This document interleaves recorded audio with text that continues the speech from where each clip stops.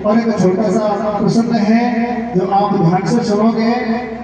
तो देखिए सज्जनों, एक समय क्या होता है, राजा हिमाचल और अपनी बेटी पार्वती की शादी शंकर भगवान के साथ कर देता है। सज्जनों, शंकर भगवान और पार्वती को लेकर के कैलाश में चले जाता है। सज्जनों, जब पार्वती की मां अकेली रह जाती है, सारा आंगन सुनना हो जाता है, मन में विचार करती है कि जिस दिन से मेरी बेटी पार्वती और मेरे आंगन से जुदा होकर के ससुराल गई है, उस दिन से मुझे चैन नहीं मिल रहा है, मैं क्या करूं। बार बार राजा से जाकर ये प्रश्न करती है। राजा और असमंजस में पड़ जाता है। राजा कहता है कि हे रानी, अरे बेटी होती तो ससुराल जाती है, आप सब लोग जानते हैं। रानी को खूब समझाया, लेकिन सजन रानी समझ नहीं पाई। तो राजा और रानी बैठ करके विचार विमर्श करते हैं। राजा कहता है कि रानी, अगर तेरी आज्ञा हो तो मैं शंकर और पार्वती दोनों को ही घर जमाई रख लेता हूँ। सजन इस बात से रानी प्रसन्न हो जाती है। तो राजा हिमाचल के पत्रिका लिखता है। पत्रिका में शंकर भगवान को और घर जमाई रहने के लिए न्योता भेज देता है। कैलाश में जैसे ही पत्रिका जाती है, शंकर भगवान पढ़कर के प्रसन्न हो जाता है। पार्वती से कहता है कि तेरे पिताजी ने और घर जमाई रहने के लिए बुलाया है और एक निमंत्रण भेजा है। प्यारे सज्जनों, बड़ी खुशी होती है। उस खुशी में शंकर भगवान पार्वती को लेकर के और राजा हिमाचल के महलों में आ जाता है। सज्जनों, आप सब लोग जानते हैं शंकर भगवान का आचरण कैसा था। अरे वो करके राग लपेट लेता था, वैसे की चीजों का सेवन करता था, बीच कंचनों को गले में लपेट कर जैसे ही राजा हिमाचल के महलों में जाता है, तो सज्जनों रानी देख करके डर जाती है। तो सज्जनों डर जाती है, दुखी हो जाती है। तो प्यारे सज्जनों, पार्वती और उसकी मां दोनों के बीच में खींचातान बीच जाती है। तो देखिए, आप कथा के माध्यम से सुनोगे तो देखिए, आए तेरो ढोलो पे सोती को जाने में घराना का, वो तेरा ढोलो पे सोती को जाने में घराना का, सासी खेड़ो तो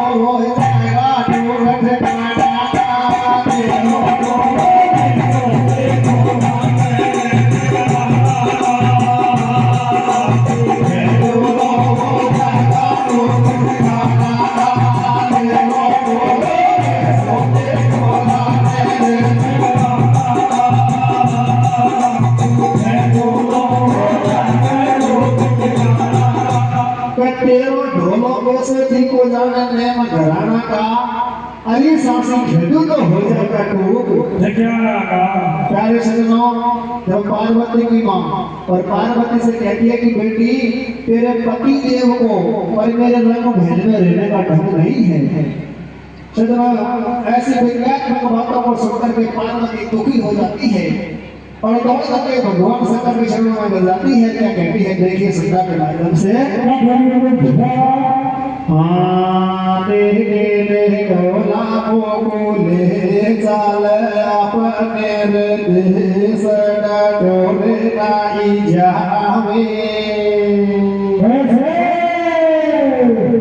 हाँ तेरे गुलाबों को ले चल अपने वो देश डोरे नाई जावे। सारिया की मैंने में ओ बाला भागा जवानी आवे। तेरे भोला को ले चला अपने देश डोरा जावे। ओ सारिया की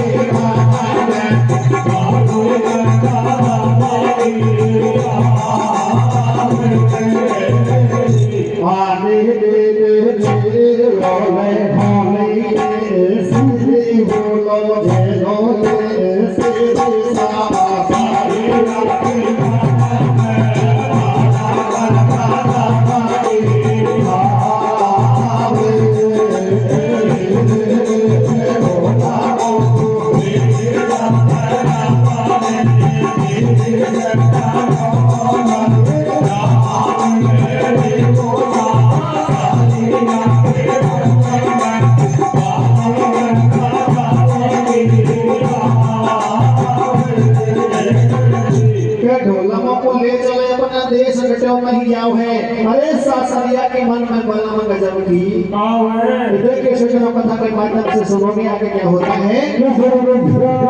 आ रहे मादल ने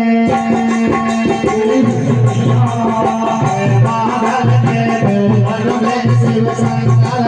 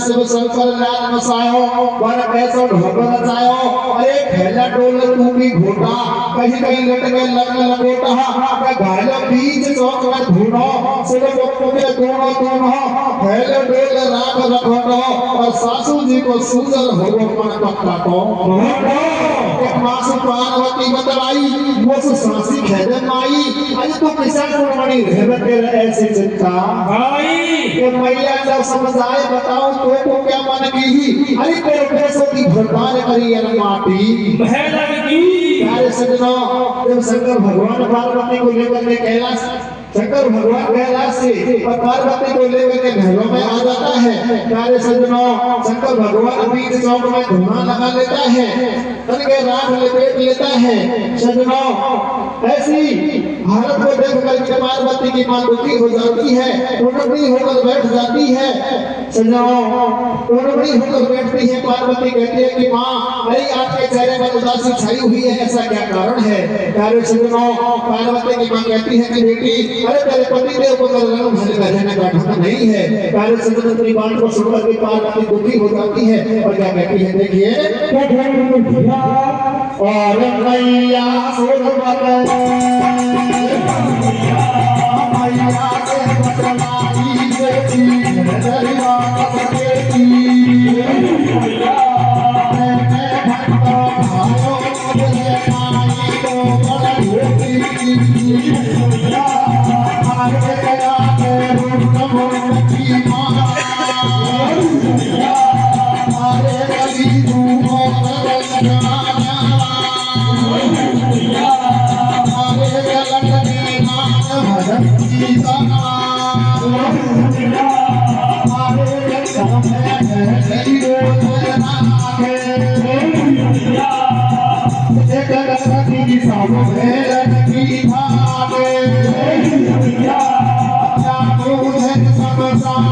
तेरो याद सब खबरों का क्या तुझे समझा तेरो याद सब खबरों का मुझे सोगी तेरा अगलो है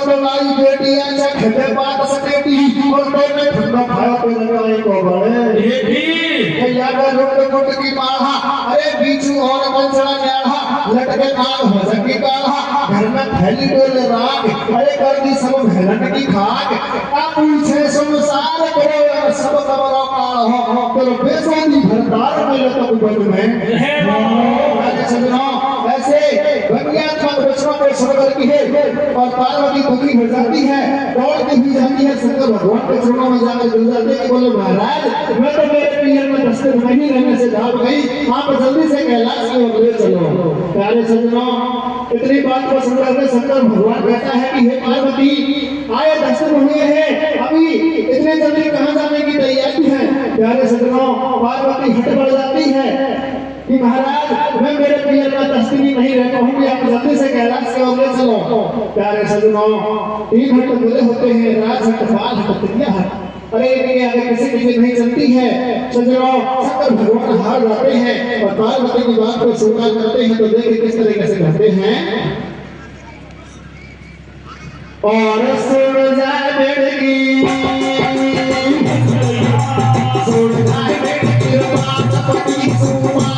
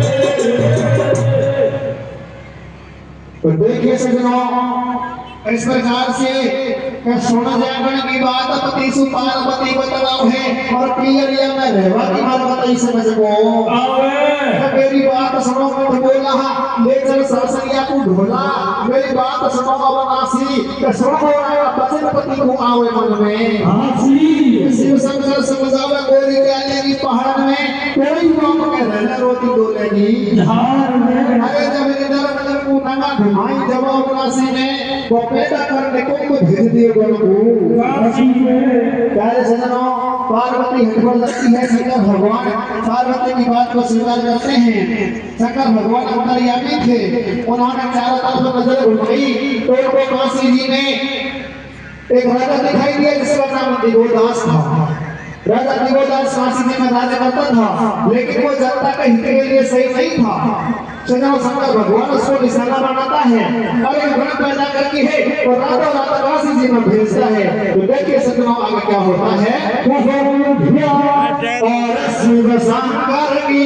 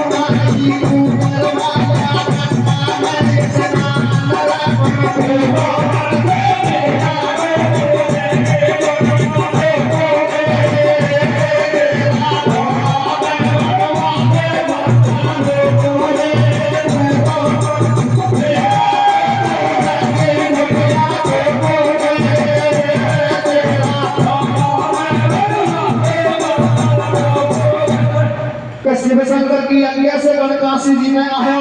अरे माने इतने तो ध्यान लगायो और विजय रात का 12 बार नाई जाए जगायो नाई मुझे सावधियो तो इसे सर को हुए और मैं तो डोलू धक्का खाता तो ना सबसे मैं बैठो जागो तो नाई मेरी दूसरा कूट पे आई मेरी कथा सुना पे ध्यान और मैं को नाई तो करवाया गंगा में स्नान। प्यारे सजनों, शंकर भगवान का भेजा हुआ गण रात के 12 बजे काशी जी में पहुंच जाता है, लेकिन किसी का भी दरवाजा खुला नहीं मिलता है।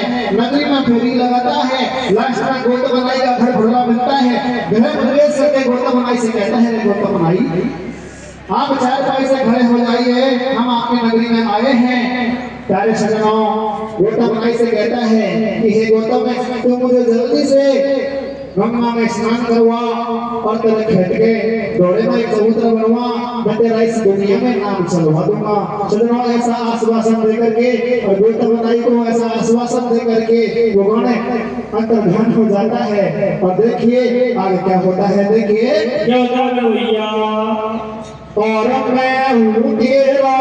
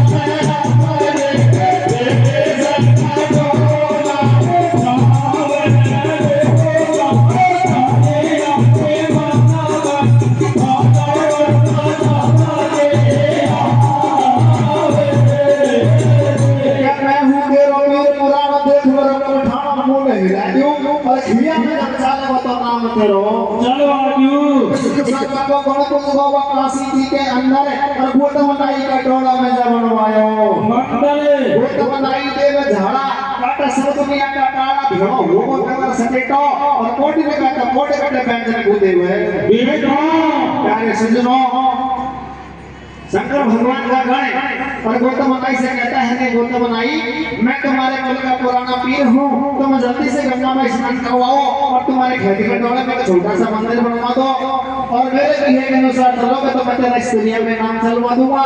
सज्जनों गोतमनाई ऐसा ही करता है। कुछ दिन बीत जाते हैं उसको गंगा में स्नान करवाने के बाद में एक चबूतरा बना देते हैं। प्यारे सज्जनों कोड़ियों के कोड़ कटने लग जाते हैं 5 स्त्रियों को पुत्र मिलने लग जाता है। सज्जनों नगरी में चमत्कार पैदा हो जाता है। तो सज्जनों परमात्मा की ऐसी मर्जी होती है।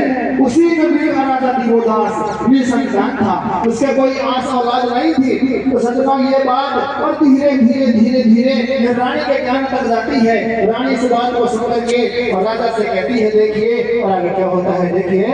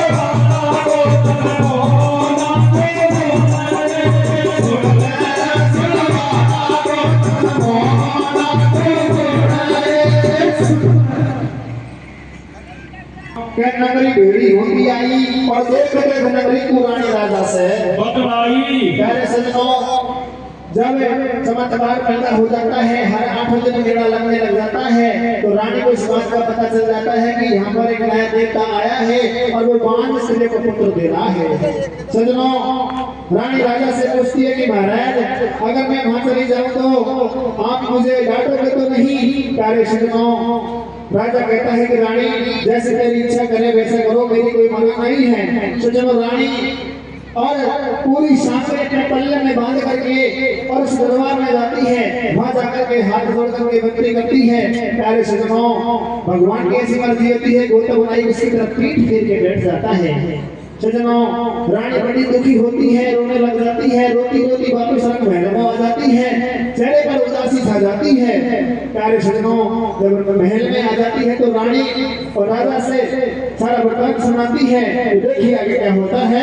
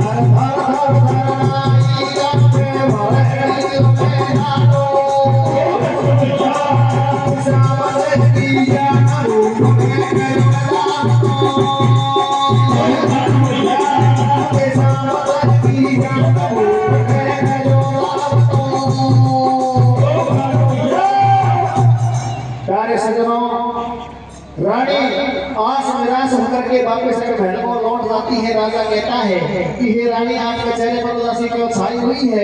रानी राजा को सारा वृत्तांत सुनाती है। बोले महाराज, मेरे साथ में ऐसे हुआ जैसे ही मैंने अर्जी लगाई तो मेरी तरफ गौतम नाई पीठ फेर के बैठ गया।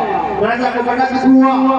प्यारे सज्जनों, राजा के तन मन में आग लग जाती है। दौड़ता हुआ गौतम नाई के घर जाता है। सब जाते ही सबसे पहले वो नया मंदिर बनवाया था उसी दौड़ कर देता है और जाकर गौतम नाई को धमकी देता है, गौतम नाई, अगर तेरे सिर में दोबारा ये नया देवता आ गया तो मैं तुझे कच्चे गौतम में छुड़ाकर मरवा दूंगा। प्यारे सज्जनों, अरे नाई की जात पहले ही होती होती है। ऐसे धमकी को समझ के और गौतम नाई बिलख करके रोने लग जाता है और वो गण को याद करता है, देवता को याद करता है कि हे महाराज, अगर तुम आज मेरा सिर पर नहीं आता तो मुझे ये नौबत नहीं झेलनी पड़ती। बार बार उस देवता को याद करता है।